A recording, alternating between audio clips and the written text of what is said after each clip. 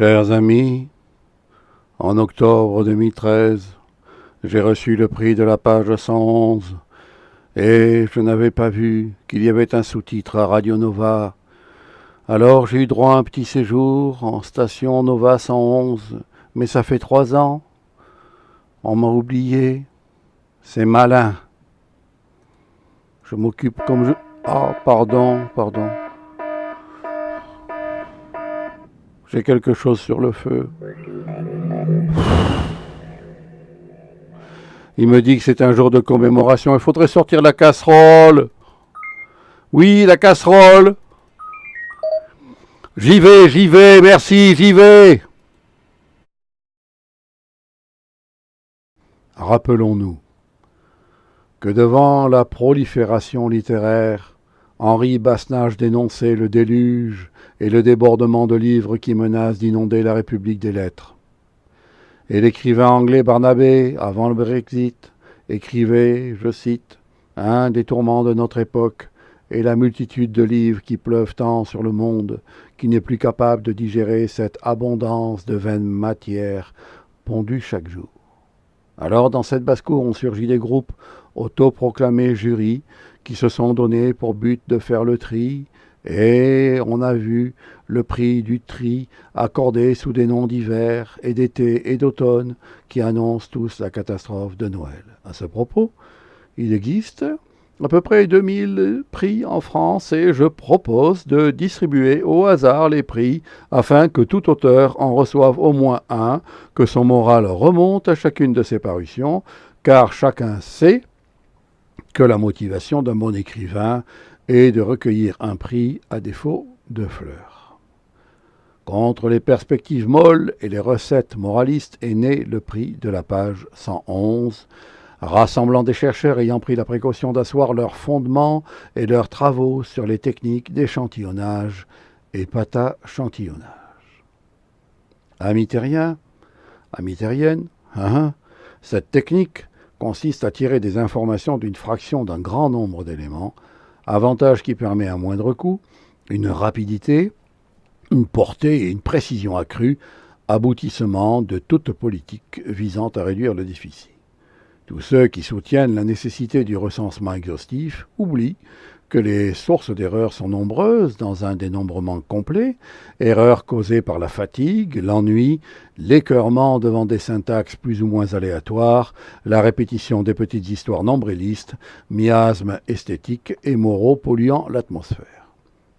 Et, selon les travaux de Demouette et Blangras, qui pendant des nuits n'ont pas que mangé des sandwichs, il fut proposé de sélectionner un petit nombre d'unités considérées comme représentatives de l'ensemble des livres produits. Mais les travaux de Richard d'un côté et Guettet de l'autre montraient que pour estimer le volume global de la production littéraire, on pouvait peut-être choisir un petit nombre de livres de dimension moyenne typique de la production concernée.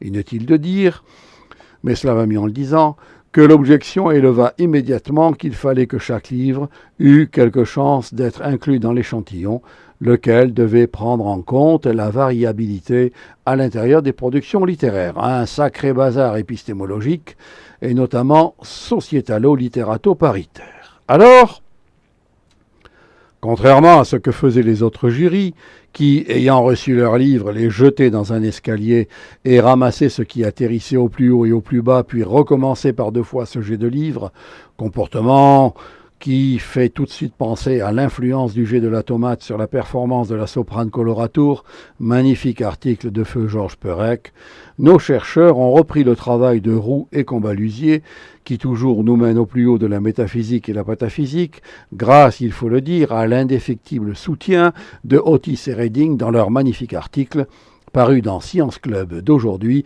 fascicule inclus dans Femmes du jour, afin de contourner la censure britannique, un magnifique, indépassable article donc, à la syntaxe digne d'un Pujadas, chercheur faut-il chercher, ne trouvez-vous pas?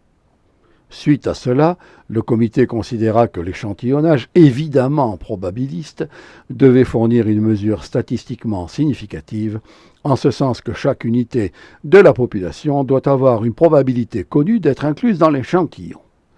Bertrand Guillot et Guillaume Jean publièrent illico dans la revue Express, intitulée Travaux généraux véhiculés, TGV, sous la direction de François Perrin, les règles suivantes.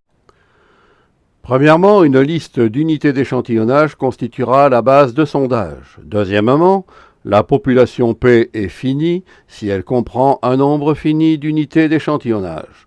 Troisièmement, l'intensité de l'échantillonnage, qui n'est pas à confondre avec l'intensité électrique qui fait d'habitude très mal, sera définie comme le rapport du nombre d'unités incluses dans l'échantillon au nombre d'unités comprises dans l'ensemble de la publication. Un brainstorming, où l'on mangea aussi des sandwichs, rappela que si nous supposons un ensemble de publications et que nous notons U1, U2, etc., la valeur de l'unité, nous obtenons l'équation suivante, dans laquelle Y vient représenter les observations de l'échantillon, le reste étant très simple à comprendre.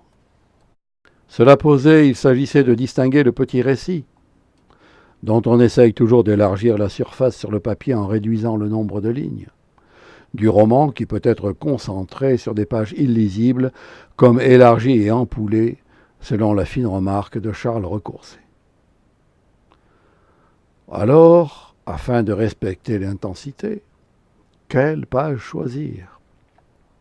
Les pages 1, 2, 3, 4, 5, 6, n'étant là que pour permettre au lecteur de vérifier qu'il ne s'est pas trompé de livre, les ouvrages commencent pour les éditeurs Rapia à la page 7 et pour les malins à la page 9. Mais dans tous les cas, messieurs, dames, la chose est entendue, seules les pages impaires sont des bonnes pages. À la suggestion de Jean-Yves Lemel, vigoureusement soutenu par Richard Guettet, dont on connaît la prédilection pour vivre dans une thébaïde planquée dans l'espace nommé Nova, il fut donc opté que l'on s'en tiendrait aux pages impaires, et d'impair en impair, pas question de commencer par les pages du début, la plupart du temps faites pour attirer le chaland. Car ne dit-on pas d'un livre que nous avons hélas payé, à la 31e ou la 41e, il m'est tombé des mains. Ce critère relevé, il s'agit maintenant de déterminer la limite supérieure, choisie selon la formule écrite par Aude Samaru.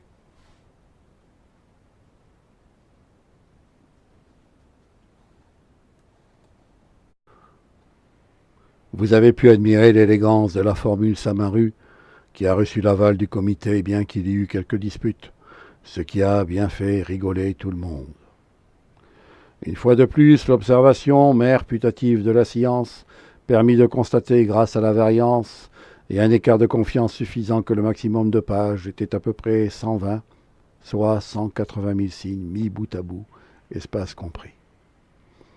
Et le consensus, père putatif de la démocratie, fit que la sonorité de la première découverte après l'incipit étant le 11, que cette sonorité donc, selon la loi de continuité de Weber et Fechner, devait se retrouver partout. C'est ainsi qu'on aboutit, officiellement, à la page 111, ce qui permit de retenir beaucoup de livres. Mais en vérité, pour la petite histoire, l'un des pionniers crut qu'il fallait rechercher toutes les pages sans la syllabe 11 ou le nombre 11. Il en mourut d'épuisement, et c'est en mémoire de ce martyr inconnu du monde que l'on s'arrêta au nombre 11. Et en son souvenir, il me faut remercier ici les membres du jury actuel, vivants, eux, en amitié avec Jean-Yves Lemel, réfugié devant les critiques françaises en la perfide Albion.